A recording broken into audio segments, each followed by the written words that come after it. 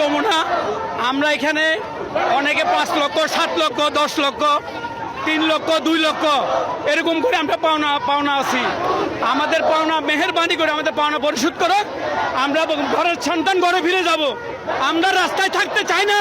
আমরা শ্রমজীবী মানুষ, আমরা পরিশ্রম করে বাঁচি।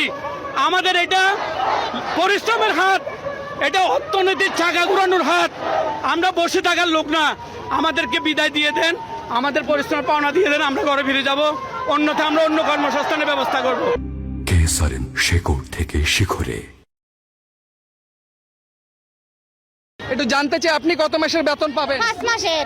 আমরা বিগত নিয়ে এই শ্রম ভবনে অবস্থান করছি। সরকার পদ থেকে এবং মালিক পক্ষ থেকে কিছু 200 জন আসে না। আজকে আমাদের বেতন দেওয়ার কথা, তাও 200 জন দেন নাই। আমরা এখন প্রধান উপদেষ্টা বলবুল যমুনা যাচ্ছি, আমরা যমুনা অবরোধ করব। ঈদের আগে আমরা উপদেষ্টা বলছিল যে 7 তারিখের আগে বেতন দিবে। 7 তারিখ যাওয়ার পরও আমাদের বেতনটা দেয় নাই। 7 তারিখ পরে আমরা শ্রমভবনে অবস্থান করতেছি। এখন পর্যন্ত কোনো প্রশাসনের লোক, কোনো উপদেষ্টা, সচিব কেউ আমাদের কাছে আসে নাই। আমরা আজ 10 দিন 9 দিন হলো, 9 দিন 10 দিন হলো মানবতার জীবনযাপন করতেছি।